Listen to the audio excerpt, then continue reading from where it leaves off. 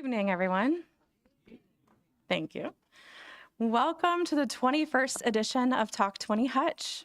I'm Carrie Mayu, and alongside my partners Jackson Swear, Ryan Diehl, Greg Walmsley, and the fabulous staff of the Hutchinson Public Library, thank you all for being here. Each Talk20, we like to get a sense for who is in the audience, and we like to honor those who have been on the journey with us and celebrate those who join us along the way. So some of these questions relate to some of what you're going to learn tonight. So first up, and we're going to get your blood flowing here, please stand if you had children at home on one of the multiple snow days we've had this month. I'm with you. Yeah.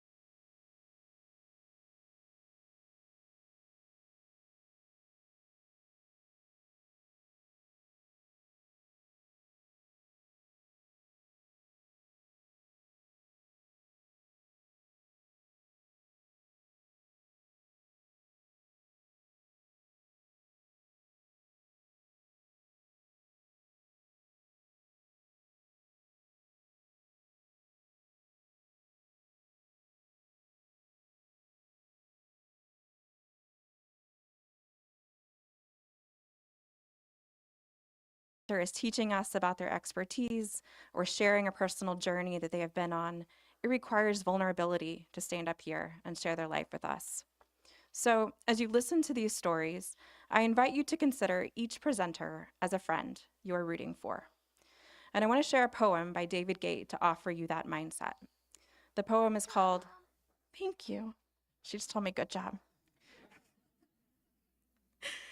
The poem is called Like Every Selfie. Be kind about the names your friends give to their children.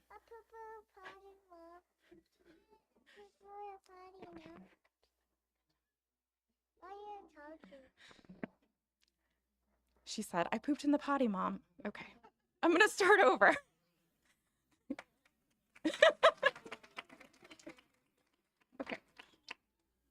Okay, like every selfie. Be kind about the names your friends give to their children. Praise their haircuts. Love their tattoos. It doesn't really matter if that's what you would do. Like every selfie, all of them. Clap their songs. Cheer them on. You were born with a limitless supply of encouragements. Use every one of them. Don't wait for the eulogies to speak out loud that your friends are precious and they make you feel proud. So these neighbors of ours who will share their stories tonight and all of the presenters who have come before them are precious, and they sure do make me feel proud. So here's how we talk about Talk20. Talk20 is not a lecture, but a gathering, an informal exchange of stories and ideas. Talk20 is an experience, a night when you should expect the unexpected. Talk20 is not exclusive, but inclusive. It runs on the idea that everyone has a story to tell. Talk20 is curiosity, open minds, humor, heartbreak, education. Talk20 is what you make it. Tonight you're going to hear a little bit of everything. Each of our presenters will have 20 slides and only 20 seconds per slide to tell a story. We'll have a brief 10 or 15-minute intermission after the first 5. And then after the event, we hope that you'll join us downtown at Sandhills Brewing to continue the conversations sparked by tonight's presentations. Because Talk20 doesn't end with the last presenter. It continues through the connections we make, the conversations we have, The moments months from now when we recall a talk, an image, or a storyteller that stayed with us. So let's get started. Here's Jackson Swear to introduce our first presenter.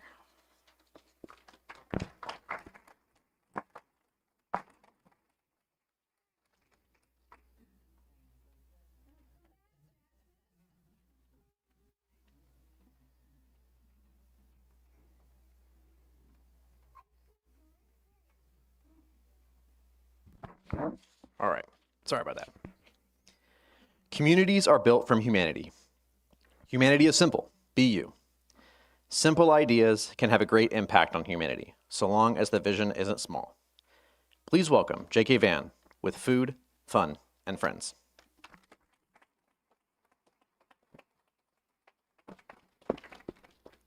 Thanks. No pressure making me number one. All right. Oh, sorry. There we go. Okay, so I started working for the city of Hutch back in June, and almost immediately, one of the projects that was handed to me was our resettlement project, which was the initiative of a task force that wrote for a grant to bring 39 individuals to Hutchinson as a part of a resettlement project through the International Rescue Coalition in Wichita. So, of course, I'm like, what does this mean? I have no idea, no context for what I need to do. So I went back to my roots. I'm a country boy that was raised in Wichita, but my grandparents are from Deep Woods, Oklahoma, like those places where you don't go if you don't know where you're going, because we'll have to come find you because you're lost somewhere. But the one thing that my family thrives on is food and culture and friendship. We live by this mantra that says we don't meet a stranger, we just have friends and we forgot their names. So that's exactly the approach that I took to this project. And I thought, well, the one thing that we all understand is music, but within music, there's language. So we have this language barrier, so that might not be the best connection point. How about we try food instead? Because who doesn't like good food, right? So I don't know what happened, but do you want me to keep talking? Okay, cool. So what we did is we gathered the support families that actually rallied around all of our new neighbors. See, I don't call them refugees or immigrants. I look at them like new neighbors because we're learning how to have relationship with each other. We're working through these cultural normatives that sometimes could keep us divided. But the thing for me was finding something to unite us. So what we did is we rallied all of the support families that were a part of this project to bring our new neighbors here. And we met right upstairs, we had food and all kinds of stuff. And the question that I asked them is, what was your experience through this project? And what are some things that you learned that most people might not be privy of?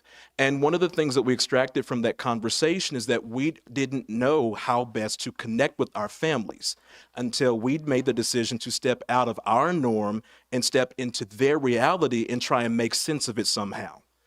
So the concept continued from there, and I thought, well, let's just double down on this. So what we did next is we had a huge dinner party at the zoo. And I was super nervous because I'm like, okay, we have all these people from all around the world, and I don't know how to cook their food. So I don't know what to do. But the beautiful thing is that there were some funds that were left in the original grant. So for each of the families, we gave them a gift card with $350 and asked them to bring one dish from your homeland, one dish that's native to your experience, your family, so forth, so on. Well, what happened was every family that came literally laid out a spread like you just saw. Because in their culture, food is not just something that unites us, food is a greeting. They share food as a way of saying, welcome, you're a part of my family, I appreciate you. So we had fun. Like we hung out at the zoo from 6 o'clock until like 9, and we had all kinds of music and just everything. And the beautiful thing about it is that language was the biggest barrier, but in that moment, language did not matter. We literally had like 7 or 8 different languages from around the world that were spoken in that same space. And it was just cool to see how people interacted literally like neighbors when we just made the decision that we weren't going to allow for this moment to be limited because we didn't have the best method of communication. So as you see through all the pictures, the story didn't just stop on Friday night. Someone else mentioned to me that soccer is big in all of these cultures. So I was like, well, why don't we just go outside and play soccer? Well, you know, you got to put a little formality to that. So what I did is I reached out to my good friend, Captain Gates from HPD, and I said, why don't we have a new neighbors soccer match? So probably a couple of months ago, y'all saw these flyers that were trending on Facebook about a soccer match. Well, this is that. And what you're seeing is literally another moment where we weren't concerned about the things that divided us. We were only focused on what united us.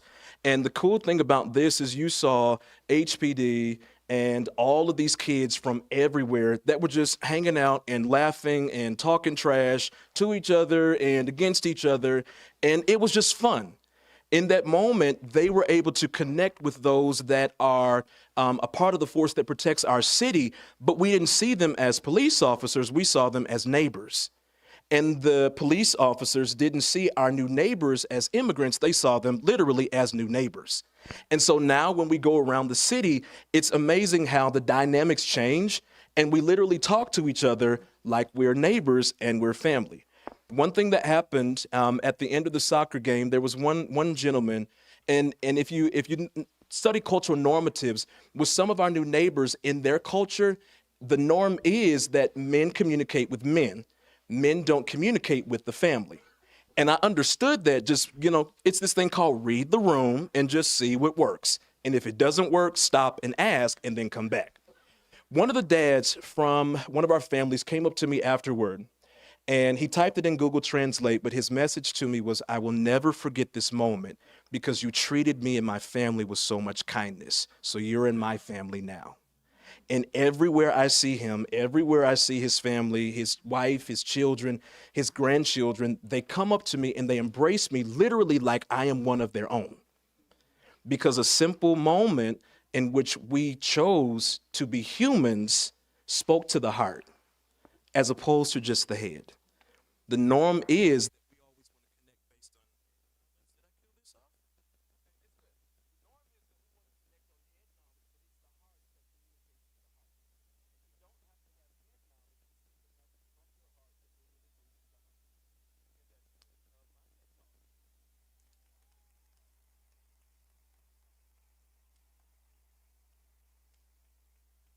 the message from your heart that will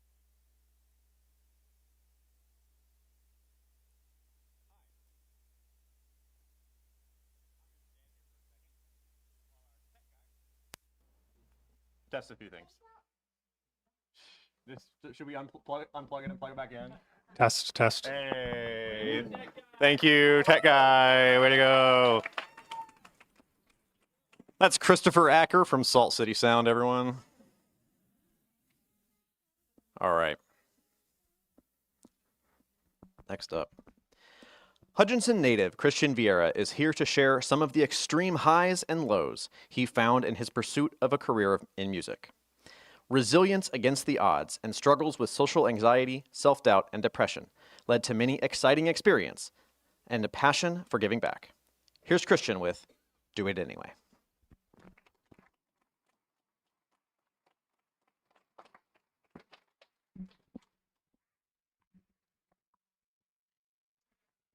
So growing up, I shared a room with my two older brothers, and this is their band with our cousins. They used to practice in the room that we shared. So for as long as I remember, we always had like a drum set and guitars and amps and everything. I was too young. I was about 5 or 6, but I really wanted to play with them. So I just get their guitars out when they're at work and, try and teach myself. This is at the Trinity Catholic band room. In between classes and like during basketball games, my friends and I, we would sneak in there and try and play some Deftones or Chevelle, whatever, Mr. Robinson asked me to play in the high school band in middle school. So I said yes, even though I didn't know how to read the music, and he helped me. This is my high school band, Ashes of the Armada. We're opening for one of my all-time favorite bands, Pierce the Veil.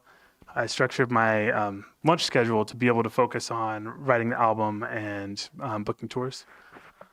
This is at the hotel at Old Town in Wichita. I had my first steady gig there, playing 5 nights a week.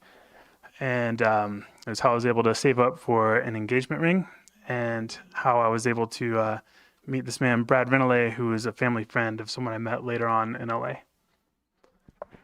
This is Seacrest Studios in Dallas, Texas. I chose this one because it was one of the first memories I have of learning of the sacrifice you had to make in pursuing a career in performance, because I missed my cousin's wedding for this.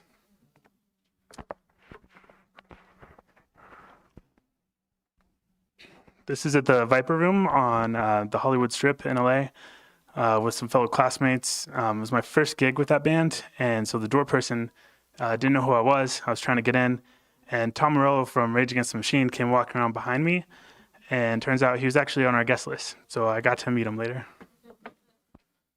This is a band called Heffron Drive. It's Kendall Schmidt and Dustin Belt from Big Time Rush on Nickelodeon.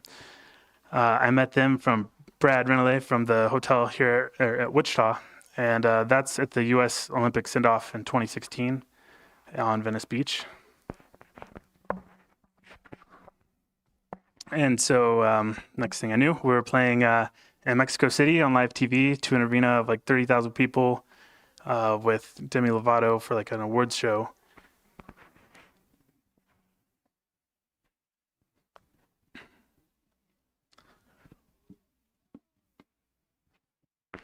This one's at the House of Blues. In between tours and one-offs with Heffron Drive, I had to find something to do, right? So I started playing with a Nirvana tribute band called Sliver. This one was important to me because as a kid, I remembered really loving playing Nirvana at the House of Blues on Guitar Hero. So it's kind of like a full circle moment. So at this period in time when I was in LA, I was going to school at USC for music, and I was also touring. But every holidays season, we would come home. My brother Lorenzo on the right, he was living in Atlanta, and our cousin Tom was, I believe, still living in Hutch. And we would get together, and we just wanted to play some music. So we set up a show at the Diehl for fun. Here is my wife, Alyssa, and I at the Louvre in Paris. This was from my first international tour. We went to a handful of countries all around Europe. We actually started in Russia, went to Moscow, St. Petersburg, took an overnight train. And I really missed my wife, so I brought her out for a couple of days, and we decided that we wanted to move out of the country at some point. This is a gift from a Baltimore radio station. This is from the iHeart Radio Festival. I co-wrote a song with Heffron Drive that won the Macy's Rising Star competition. So we got to play right before Fleetwood Mac at the T-Mobile Arena in Vegas. So then every time we would come back to visit for the holidays, we wanted to do shows. More and more family members were like, hey, I can secretly sing really well, so I want to play with you. So the band grew, and we weren't going to be able to, it didn't make sense to split the money so many ways. So actually, Mike Clares gave us the idea to start a scholarship. So we started the Vieyra Foundation for the Arts. This is a rehearsal at Kendall's house. The drummer's name is Demian, and he plays with the Jonas Brothers, Victoria Justice, Miley Cyrus, like all kinds of pop stars. And he hooked me up with this management team that was looking to launch a new artist right there, Sophia Reyes. If you go to Starbucks, you've heard her songs.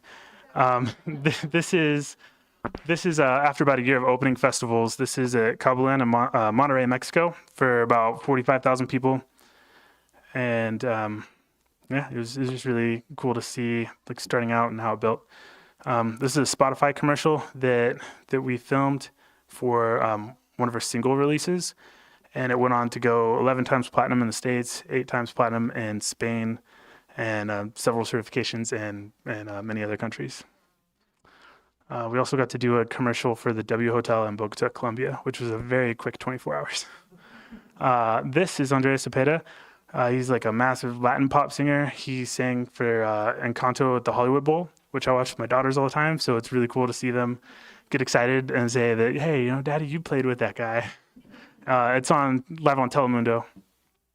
It's my wife and our firstborn daughter, Vann, on the London Tower Bridge, where we lived for 2 years. She was born during the peak of COVID, and music was not exactly an essential work. So I had, on the plus side, I got to spend the first 10 months of her life just being with her. So after she was born, we decided to move back to the States, be a family. This is actually at the MN 365 complex where I opened up for Hinder with this band, Still the Sun.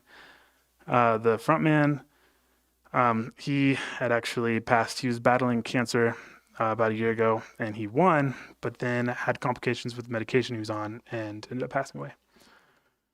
This is where the family band has most recently grown to. We're playing at the Old Town Square in Wichita. We do about 4 shows a year. We have a scholarship in my Uncle Eddie Carell's name that we give out every year for a music student. And we also have one in my cousin Brandon Carell and his name for visual arts. Thank you.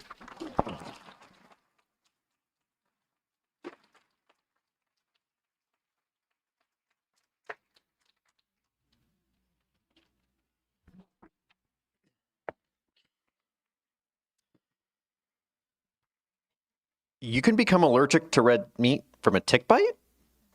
You sure can. And that is just the tip of the iceberg. You will learn about this and more in Adventures with Alpha Gal, aka Don't Get Bit by a Tick. Here's Ryan with his story.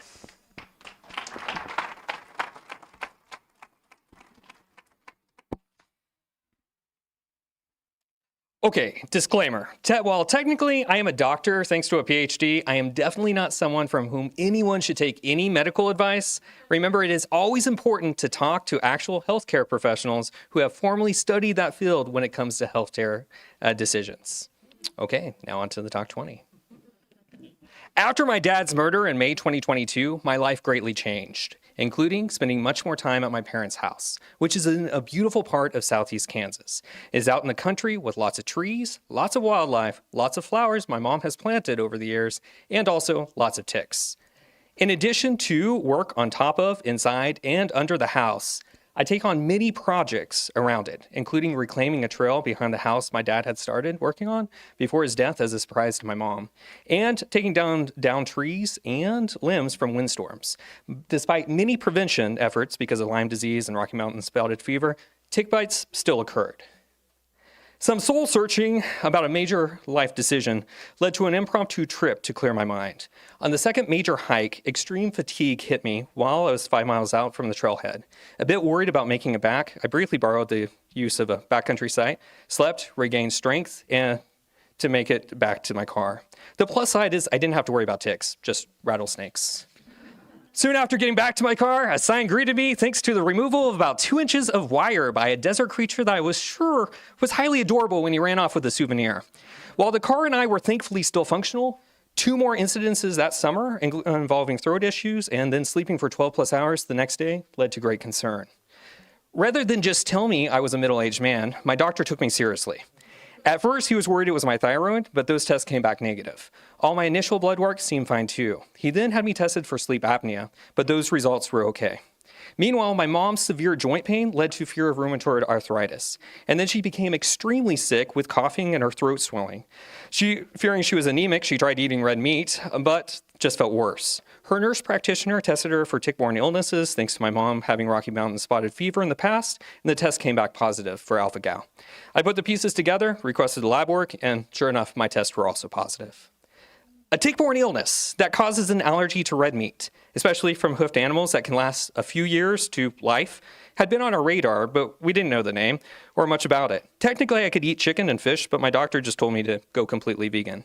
Thanks to my partner being vegan and my being flexitarian, I thought it was going to be easy. I was wrong. When it comes to alpha-gal, sensitivity and symptoms vary among people greatly. Hives, itchy skin, nausea, severe stomach pain, diarrhea, coughing, shortness of breath, blood pressure issues, swelling of lips, throat, tongue, or eyelids, fatigue, joint pain, and anaphylaxis are just some of the potential symptoms. Reactions don't always happen, but can happen hours afterwards. EpiPens are highly recommended. My mom and I soon realized just avoiding red meat was not a cure for all. Fumes from meat products can cause huge issues.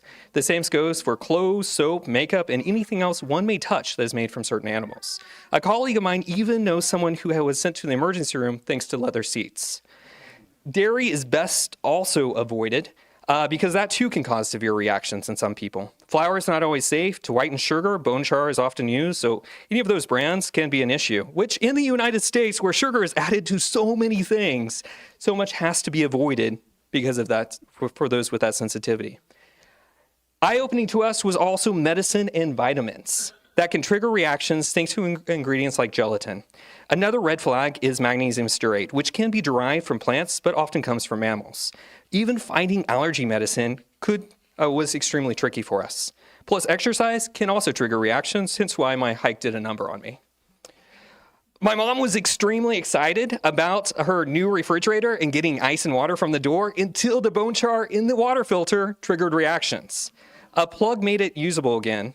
And although safe vegan substitutes exist for many things, not vegan marshmallows, thanks to carrageenan, which is derived from vegan red seaweed, that can also trigger severe reactions thanks to alpha-gal. Although a bit expensive, my mom and I have turned to an app called Fig that allows us to scan barcodes to see about potential food allergy triggers. Something green should be fine, yellow means to proceed with caution, and red is definitely avoid. While some online have said Fig is inaccurate, it has saved us many times and has been money well spent. People tend to ask if I just eat fruits and vegetables, which is true in part. Diet change has led to my mom losing 15 pounds. However, my grandmother's pie crust recipe is actually alpha-gal friendly, which was used to make a tasty apple pie after some sad times at the Kansas State Fair, where after people watching, food was my favorite thing to do. Fried tofu and cheesecake made from chickpeas, also tasty. There's also a lot of resources online, including on Facebook, where many groups dedicated to alpha-gal exist. But much like Facebook, the information ranges from great to crazy conspiracy theories. The number one question, though, tends to be where can you go out to eat? Thanks to cross-contamination and unknown ingredients, going out to eat is like Russian roulette. So many tragic stories exist about people with food allergies and dinners out. So my days of grabbing meals or coffee with friends in Reno County are pretty much over for now. Even at work events, like a recent one I attended for scholarship donors, I just sat there and watched others while they ate, which was fine with me because the risk wasn't worth it. Thankfully, the number of vegan restaurants and food trucks are growing in the Midwest, and this has been a blessing. Plus, places, especially in Southwest Missouri, are starting to cater to people with alpha-gal and take extreme precautions to protect those of what can be described as the 10th most common food allergy in the states. Unfortunately, though, what is also growing is the hotspots for alpha-gal. It can be found in all continents with ticks that transmit it, except for Antarctica, obviously. Great work is being done with grant-funded research, though, looking into alpha-gal, as well as the K-State Extension teaming up with experts to provide information across Kansas. Prior to my dad being murdered, my mom and I went on many adventures, especially to national parks. For various reasons, those are now in the past, but we do have this new adventure with alpha-gal, and we try our best to keep a positive attitude. We are also very thankful for being diagnosed early. Many are not that lucky and go through years and sometimes unnecessary surgeries before finding out. With that said, we highly recommend don't get bit by a tick.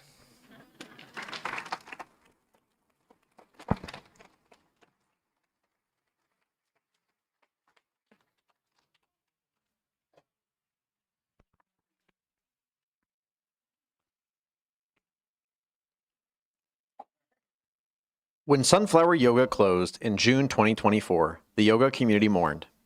But then, people from all over Hutchinson made way for Dani, Dell, and others to open Main Street Yoga and Wellness, a nonprofit yoga studio at 3rd and Main. This nonprofit studio is committed to making yoga and wellness accessible, to build a community of people interested in health and wellness, and to strengthen the community that helped in its creation. Please welcome Dani and Dell with Main Street Yoga, strengthening ourselves and community.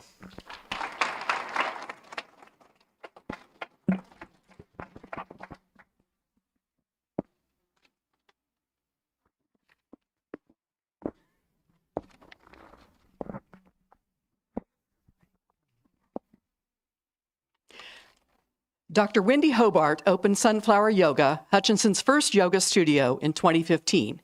She offered yoga to all, no matter their age, flexibility, or yoga experience.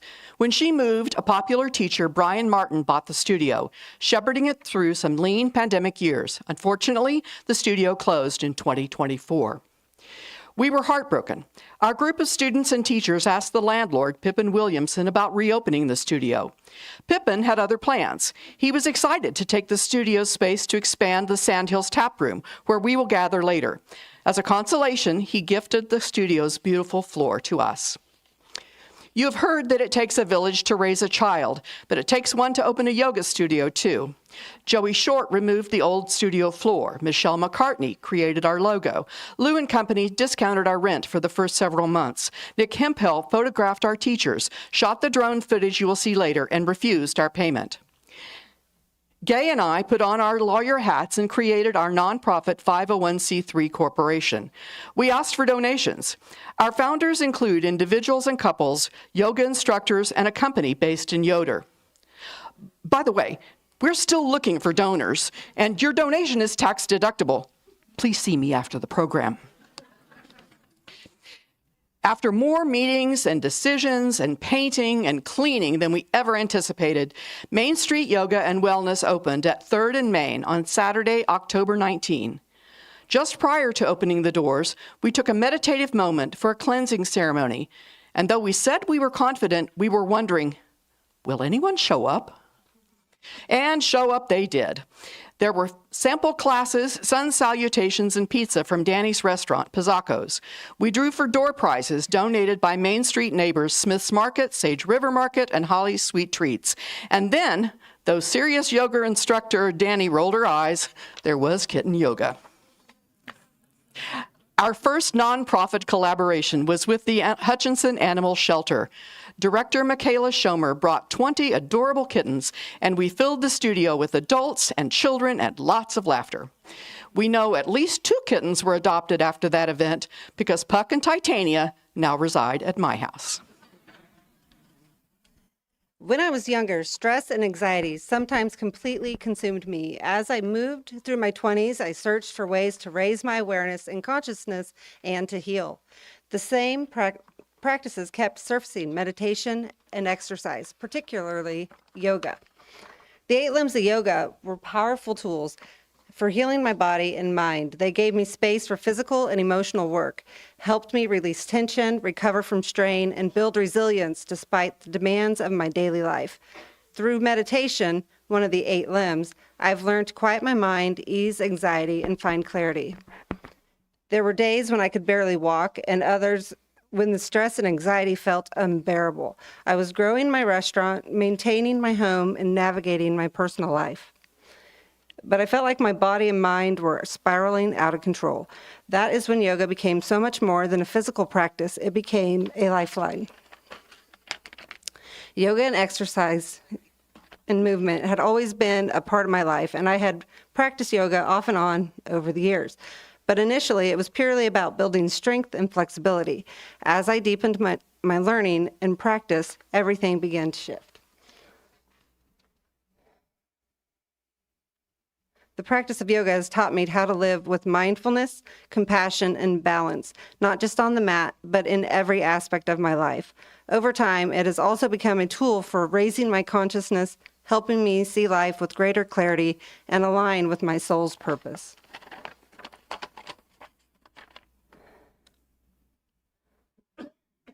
Yoga is not just an exercise for me. It is a journey of self-realization, growth, and healing. It is a practice I love and am deeply grateful for every single day. I love to share it with those I teach.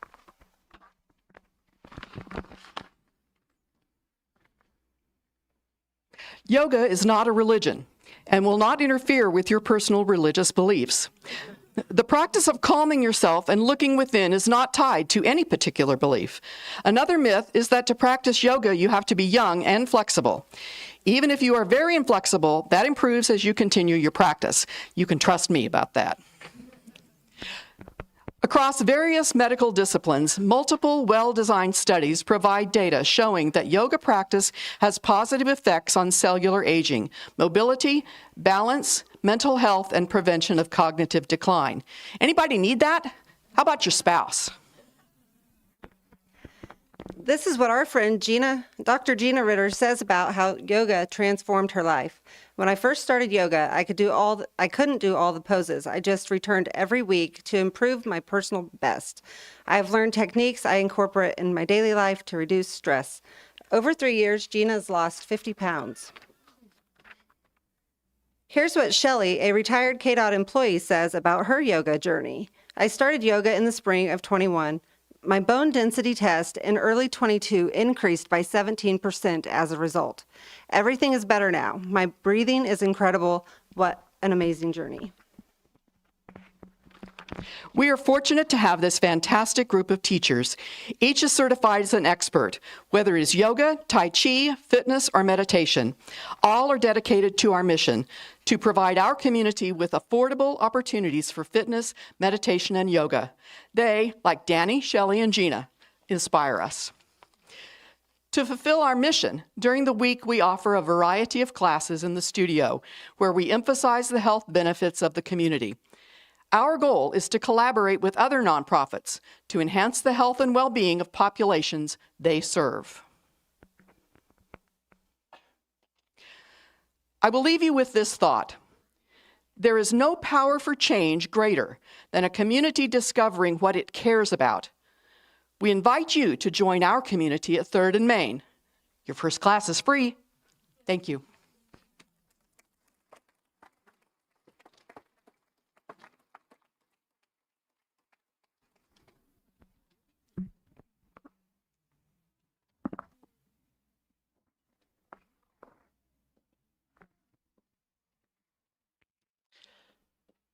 Leadership Reno County provides leadership skills training for a cross-section of community members each year.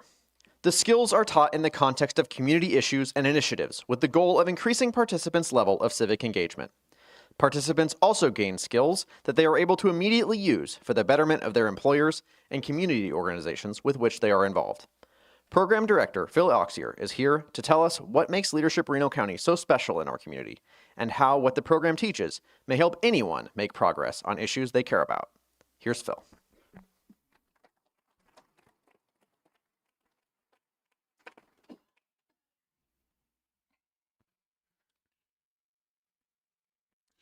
Leadership often begins with a question, and in our case, we ask our program participants to begin with a simple question. When you think about the future, what concerns you the most? It's an important question, and it is daunting to think about. Usually after some sharing out of that, which, like I said, is daunting and tends to be really heavy, we do some dreaming. When you think about the future, what is your greatest aspiration? Like, what happens if we get the concern right? What does that look like? And that leads us to this gap.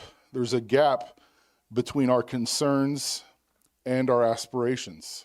What do you think makes it so hard to close that gap? What makes that work so difficult? We've heard things like trust. There's people involved. Whose work is it? Even agreement on the problem or solution. So what's needed in the gap is what we would say is leadership.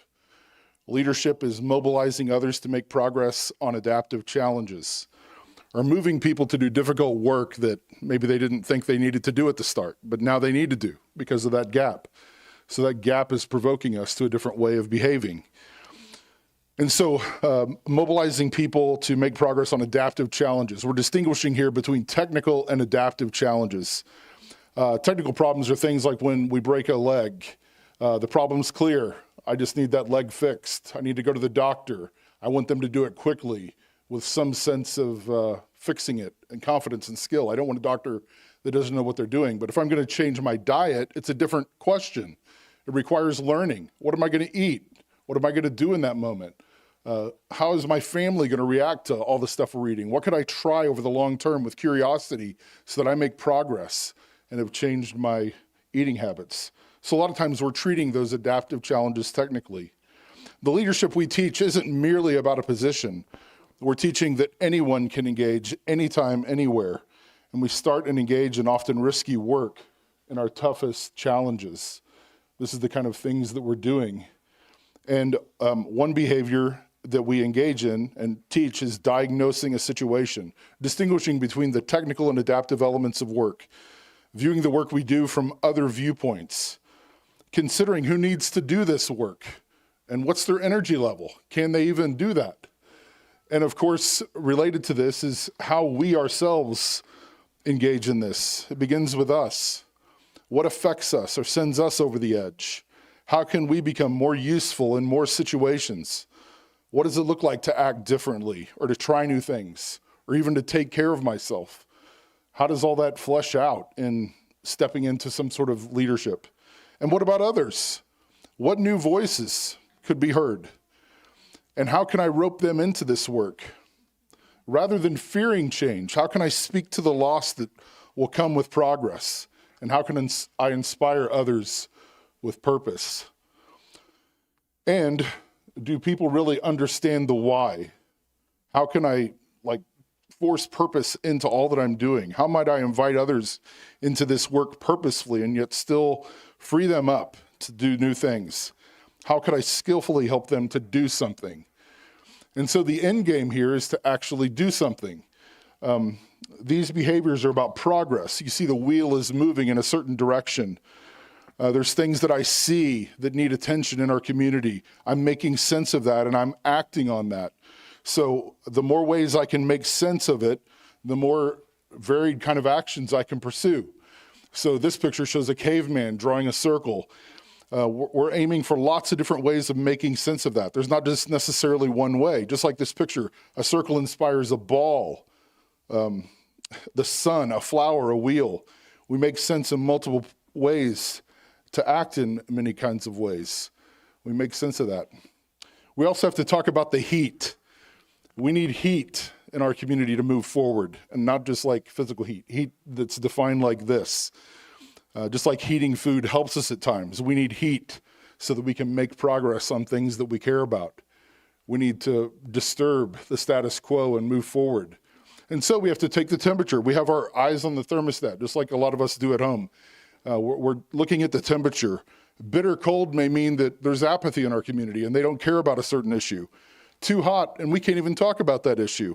But some heat can move us into productivity. So in all of this, we believe that our community is going to flourish when everyone leads. This is our purpose. This is our aspiration as a program in our community. We're trying to purposefully move the dial in our community so that we as a community can flourish. And this means we need everyone to lead. So this is my final challenge, 4 ways that you can lead and engage. And the first way is just to be curious. Adaptive challenges need an attitude of curiosity. So do you have this about issues in our community?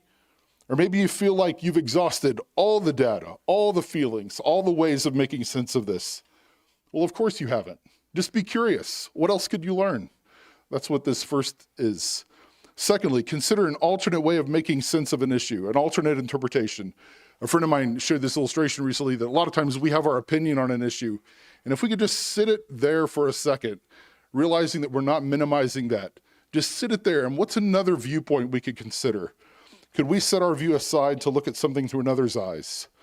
It's just gonna, at the very least, it's gonna give us compassion to look at it through their eyes. And then generate some heat. Remember, heat's an intentional choice. We're choosing to do something to move the temperature. So think about a cold issue. How might you light a fire so that we make progress on that in our community? And then finally, just try something, do something, try something different. A friend of ours wondered what would happen in our community if 1,000 experiments were generated. And you could think, oh, that'd be amazing. And my challenge tonight is just, I'd be happy if you just all did one thing. If you tried one different thing, what would be the difference that this would make for the good of our community and its flourishing? Thank you so much.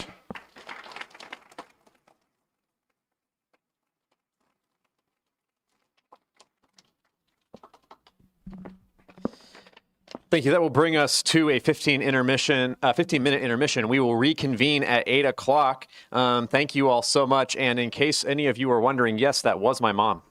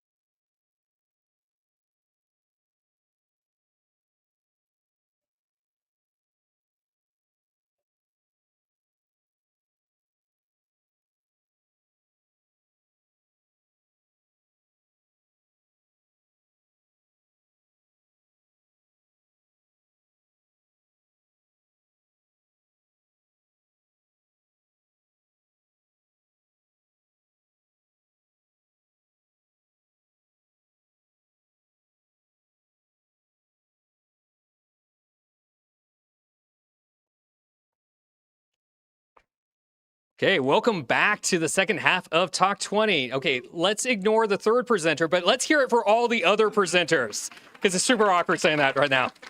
So, great to all to them, and we have a great second half.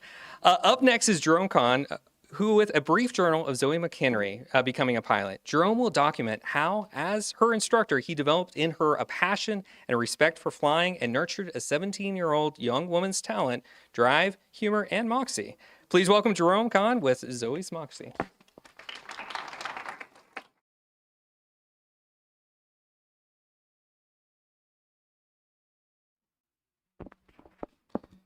In November 2022, I met Zoe, her family, and the magic envelope. This magic envelope is what she used to pay for her lessons. She told me that she never counted how much money was in it. There just seemed to always be enough to cover the training. She earned monies from scholarships, doing portraits, and babysitting. All of it went to the magic envelope. November 2022 was also very chilly, and I preferred training in the afternoons due to the cold months. I would meet Zoe at the hangar at the McPherson Airport after she got out of school. It's not all glamour. There are pre-flight inspections, pulling the plane out of the hangar, and fueling just to get started. From day one, I require the student pilot to deal with all aspects of preparing an aircraft, including the glamour of fueling it. You must ground the aircraft, set the ladder up, pull out the fuel hose, and boy, is it heavy. Drag it up the ladder and fuel each wing. She's actually smiling. After each lesson, the plane must be secured. This involves pushing the plane into the hangar and guiding it with a tow bar. There isn't much clearance from the wingtips to the hangar door. Sometimes you have to pull it back, straighten it out, and try again. Then you have to clean it up, put on the engine blanket, log your flight, pays your money, and close the doors. In this dramatic pose, Zoe is ready to commit some aviation with her steely-nerved and intrepid instructor. The aircraft is a 1969 Cessna 172, lovingly referred to as Snoopy. The pre-flight's complete, the aircraft is fueled, and we have a plan of action. Let's go burn some holes in the sky. I am now arriving at the airport after Zoe has pulled the plane out of the hangar, pre-flighted, fueled it, and has my door open. I'm greeted with, "I'm ready to go. Are you?" "We are burning up valuable daylight." Oh boy, have I created a flying junkie. After many hours of flight training, her instructor is hopeful she will survive her first solo flight. All the necessary paperwork, logbook entries, endorsements, and all the required FAA paperwork is complete. She will make 3 landings today alone. After this day, she'll be permitted to make supervised solo flights because today she becomes the pilot in command. After a student successfully survives their first solo, and the aircraft is reusable, a time-honored tradition of clipping the tail feathers is required. When this started, who can say? I had my tail feathers clipped when I soloed. I warned students that I'll be covering the back out of their shirts if they live, and Zoe, of course, was a good sport. We take the shirt and commemorate the date and place of first solo, plus any comments the instructor may wish to add on what's left of your shirt. Here I wrote very poorly, February 19, 2023, Zoe McHenry, first solo, McPherson Airport, and a depiction of her lousy first landing.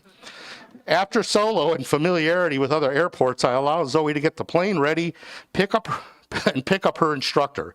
She's in McPherson, obviously goofing off, and I'm waiting in Hutch. This is when being an instructor is kind of nice. I just wait for my private plane and pilot to arrive, pick me up, I give the lesson, she drops me off, pays the money, and we're done. She absolutely loves flying and the training it involves. She has much passion as I do for the flying.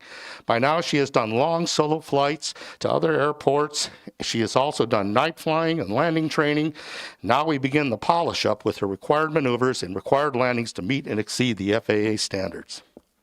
Well, flying in Kansas means learning to land on some very windy days that challenge pilots and make for lousy landings that aren't pretty. Sometimes you just have to plant it firmly to get it to stick. She actually enjoyed this, so she must be crazy as I am. See, she laughed. These are the endorsements in her logbook that allow her to take the private pilot practical test.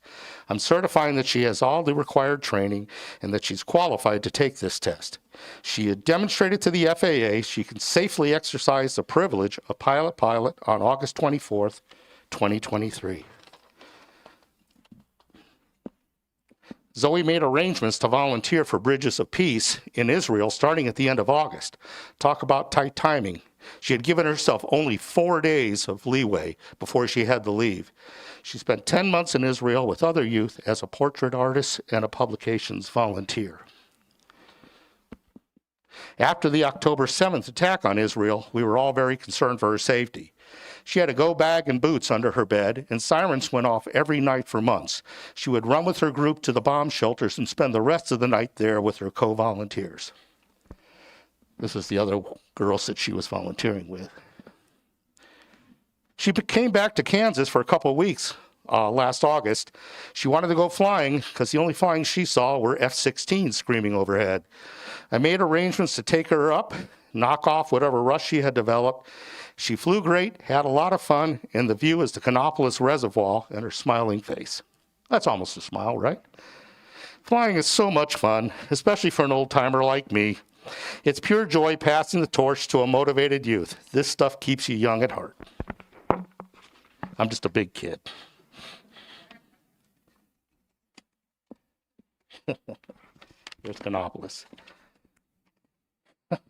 Well, Zoe's back in Israel, and she's volunteering and doing portraits.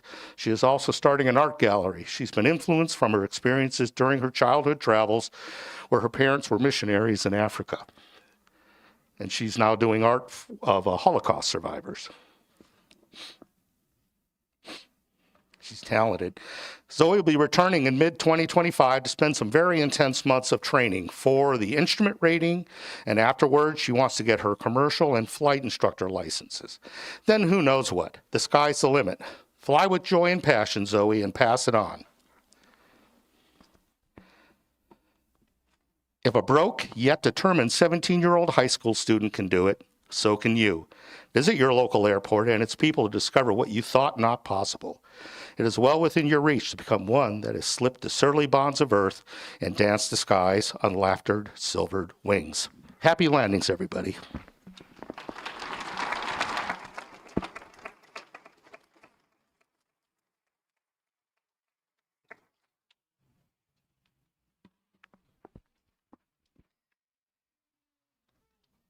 Kitchen Hero Academy, KHA, demonstrates the immediate positive impact on participants' ability to gain kitchen skills and knowledge that may alleviate the negative effects of food insecurity later on in life. KHA represents innovation for occupational therapy, OT, focused, community-based, and cooking skills programs for middle school students living in food deserts, which impacts lower-income families in Hutchinson and families from many rural Reno County communities. Please welcome Dr. Megan Bartley with Kitchen Hero Academy programming to address food insecurity.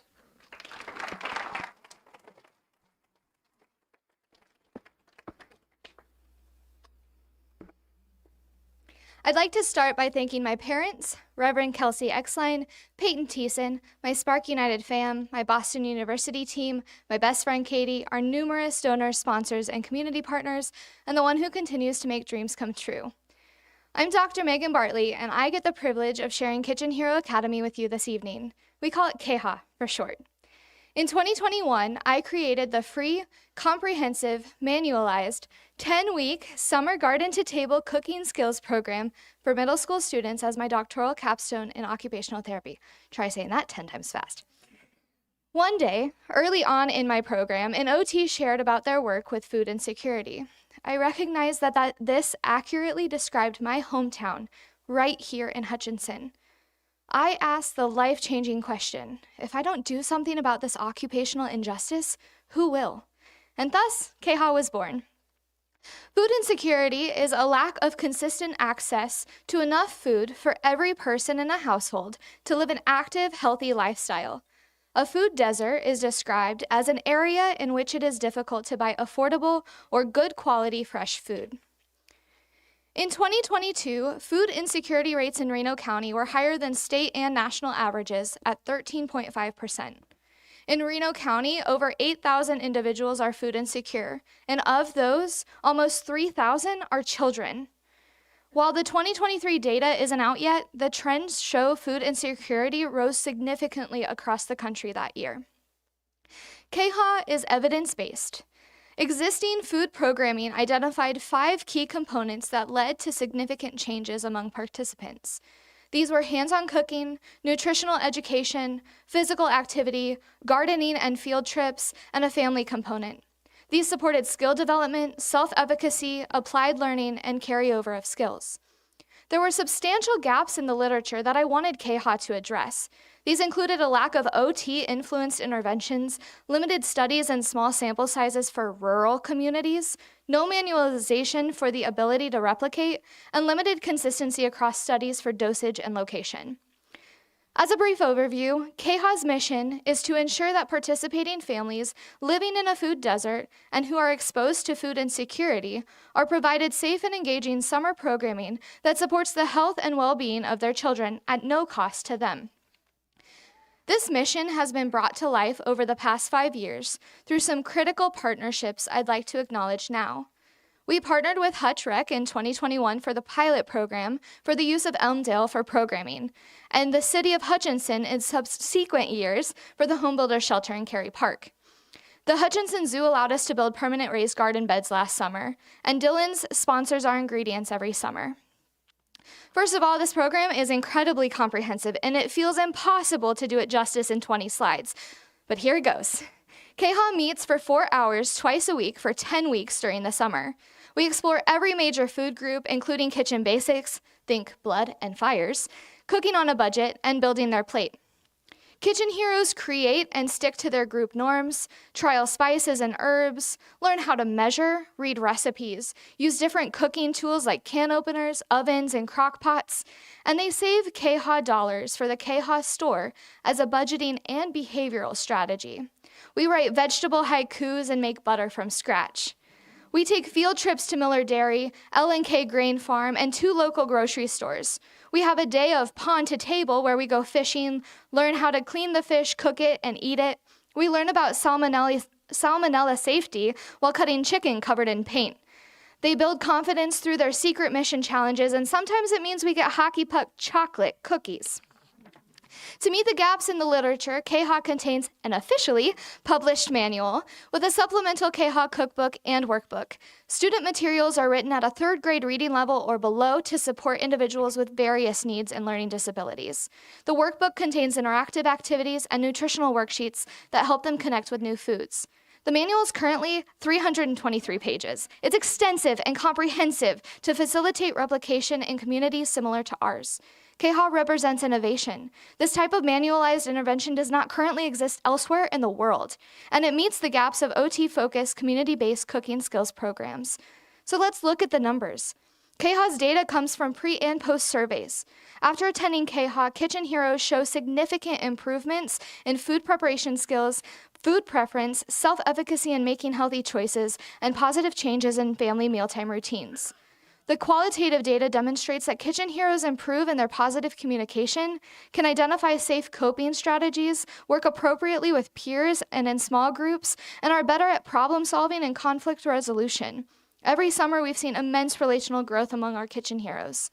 The craziest day, which is also my favorite day of the whole year, is our family celebration dinner, where Kitchen Heroes get to make a 3-course, 5-dish dinner for nearly 100 people. After 10 weeks, our Kitchen Heroes get to show off everything they've learned and celebrate with their families.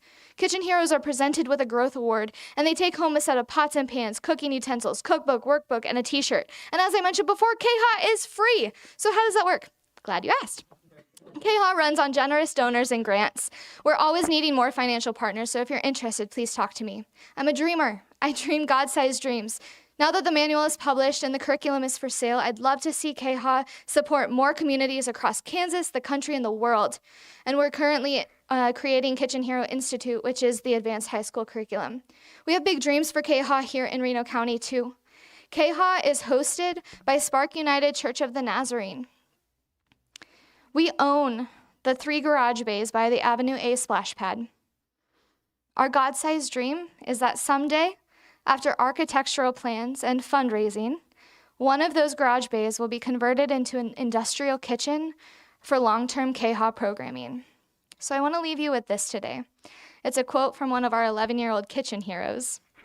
I want to send my kids to KHA someday. Thank you.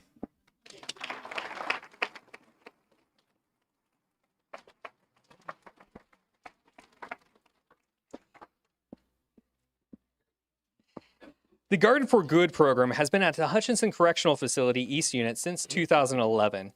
Garden for Good has a 1.9 acre garden that produces more than 44,000 pounds of fruit and vegetables each year that are used within the Hutchinson Correctional Facility and community partners. Here are Jordan Bell and David Naab with the story of Garden for Good.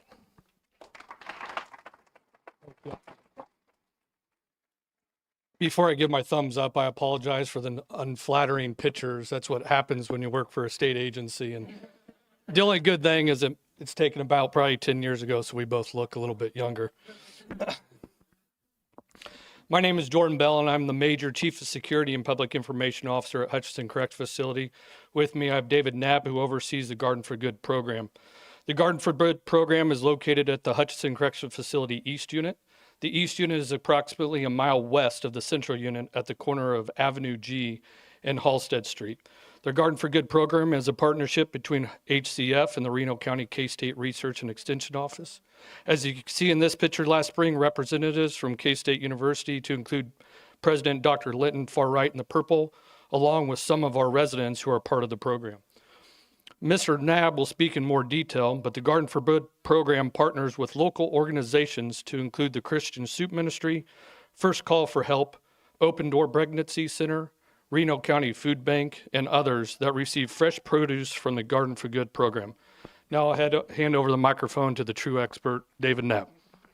Thanks, Jordan. All right, the Garden for Good. To feed our inside and outside communities through the fruits of our learning. That is our motto. The HCF East Unit Garden for Good is a group of 10 formed in 2011 with the purpose of growing fresh produce to donate to our friends in the community that are in need. We also provide fresh produce to our fellow residents and staff at the inexpensive cost fund of this effort. With the approval, supervision of the facility staff, the residents work the 1.75 acre land daily during the summer months. Not right now, it's frozen. This gives the residents an opportunity to get involved in volunteering and supporting the communities in which we will be one day returning to. Each year, 10 new members participate in the K-State School of Agricultural Master Gardener program. Through the Reno County Extension Office and with the assistance of the local Master Gardener volunteers, they become certified Master Gardeners, just like we would. Currently, we maintain 30 residents in the Garden for Good. We graduate between 9 and 10 graduates each year. So we're allowed to have 25 to 30 in our garden each year due to security reasons and the space that we have. It is our hope that with the knowledge and leadership skills learned, the work ethics developed, the volunteering spirits, the residents will form and keep good practices upon their reentry into society. We partner with local organizations, including the Soup Kitchen Ministries, First Call for Help, Open Door Pregnancy, Reno County Food Bank, Washington Heights, and others to get fresh produce where it is most needed. We also sponsor White Hikes, and we just last year sponsored Winfield Correctional with starting their gardens down there. I'm going to go into some numbers. The slides you see are different peppers and tomatoes. Since 2017, we've harvested over 244,000 pounds of vegetables donated. There's 8 different varieties of tomatoes, 5 hot peppers, 5 sweet peppers, 3 different types of potatoes, and various other things. And we've had over 125,000 pounds of vegetables donated, $48,000 around Reno County every year.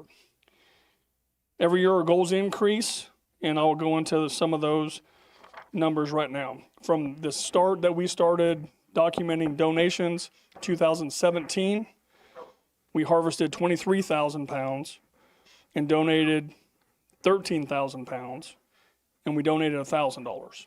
In 2024, we harvested just short of 40,000 pounds.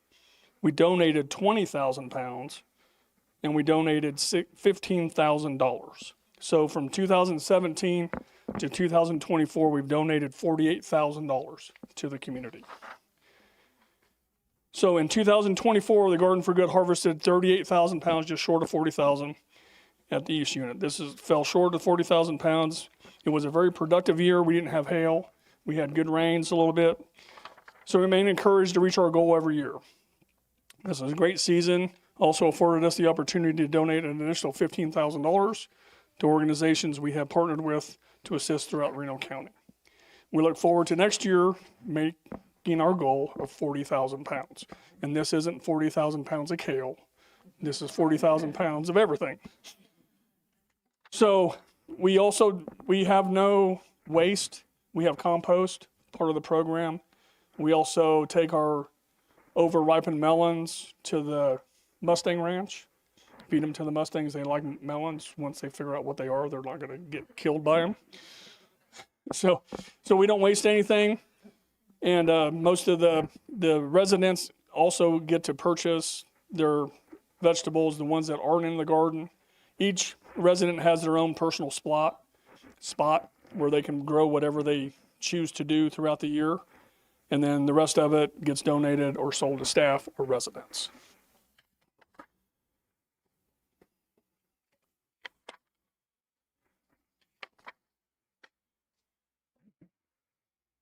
These are just various, we have, like I said, each resident 30, we have 30 6x6 spots that is their personal space. The rest of the garden is community.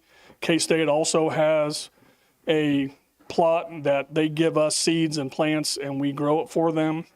Then we give them results on the status of how the plants react, how they produce, what they produce, and then they do all their testing. We do dirt samples out there.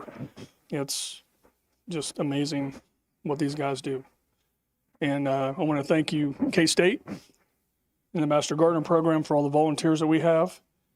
And it's keeping these guys motivated to go out there and play in the dirt and keeps them out of trouble. Thank you very much.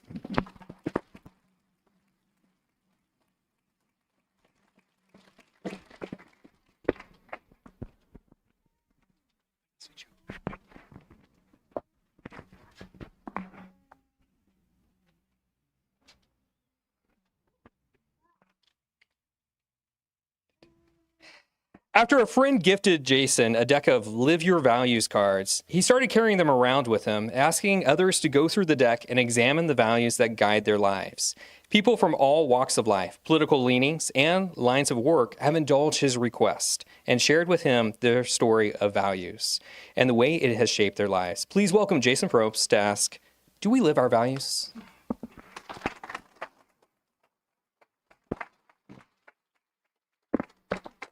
So before I get started, I asked Carrie for permission to do this, and she indulged me. I've been to this a number of times, and I've always taken pictures, but they've been from the back, and I don't get to take the picture from the front. So if you guys don't mind, I'd like to just take one picture of the crowd from the front, because it's a different view for me. Are you guys okay with that? All right. Because it looks different from up here.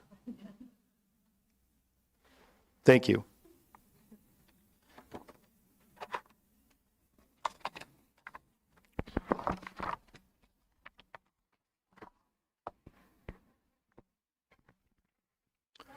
This is a photo of the deck that my friends gave me. It's called Live Your Values.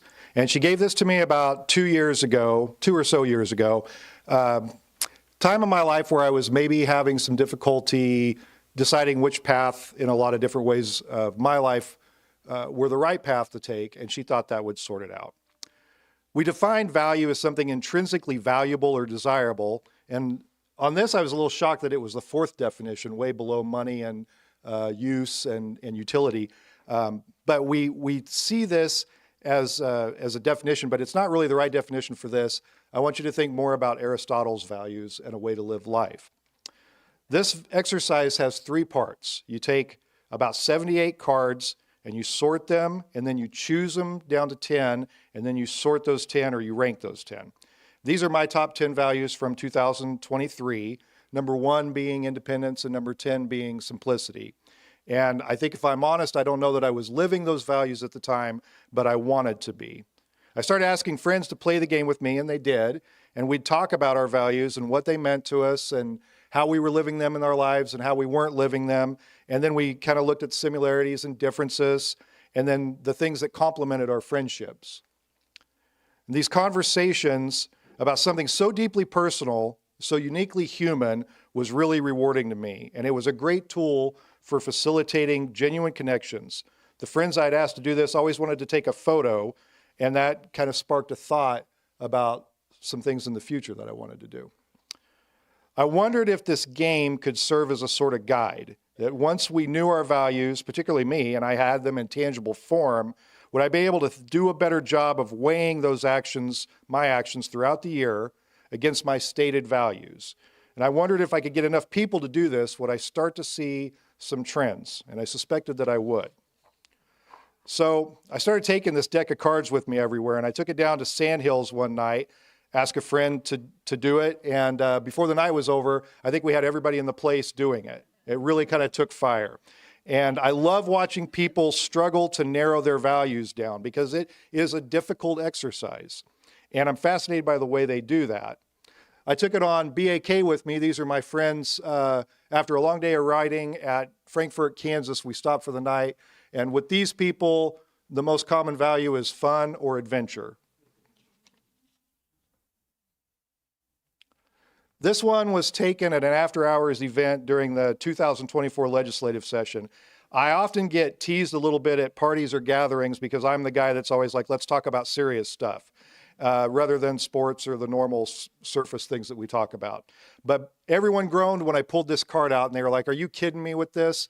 But then by the end of the night, they all wanted to play it.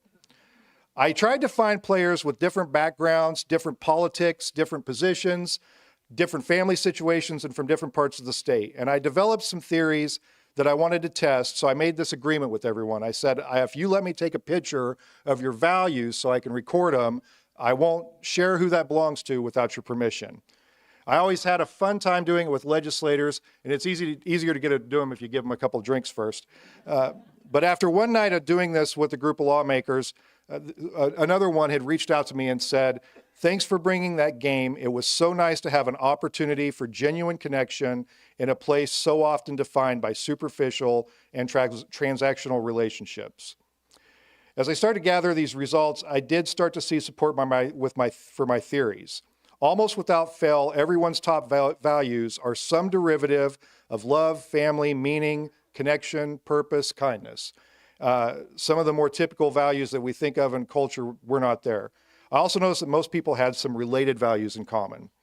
This is Speaker Dan Hawkins. He did give me permission to use this photo, and I really liked his selection process. He just sorted and then resorted and resorted until he got down to 10. And after a year of getting legislators to do this, I thought it was important to get him on board. One player had told me one time, I know I have values and I know I want to live them, but I don't think I've ever sat down and thought about or named my values.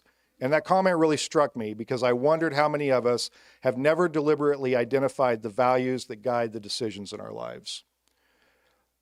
Living our values doesn't mean that we're going to be perfect or that we'll do it right all the time. It doesn't mean that those values won't ever conflict with each other. Living our values simply means we'll be aware of ourselves, we'll try, we'll correct, and we'll try again when we fall off course. I do this exercise every year. This is my 2024 values, and they're quite a bit different than what I had in 23, albeit there are some constant pillars in the mix.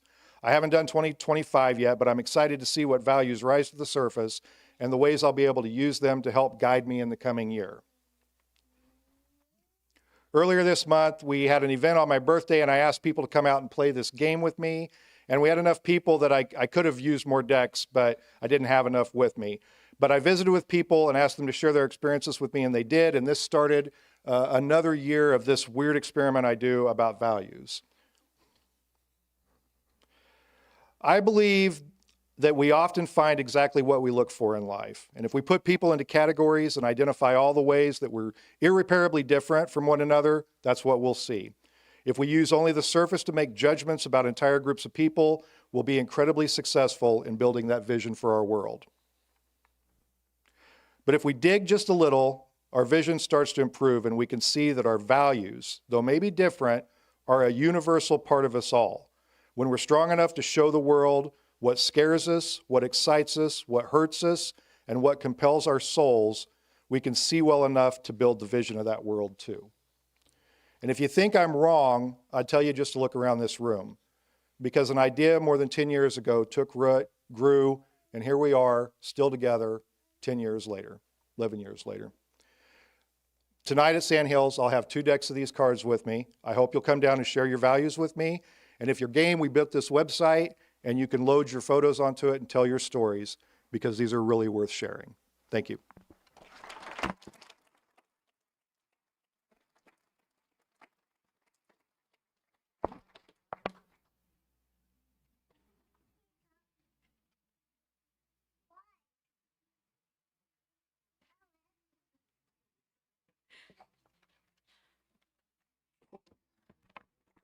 Three-year-old keeps saying, "Can we talk now?" We can talk now. Well, let's give all of our presenters one more round of applause.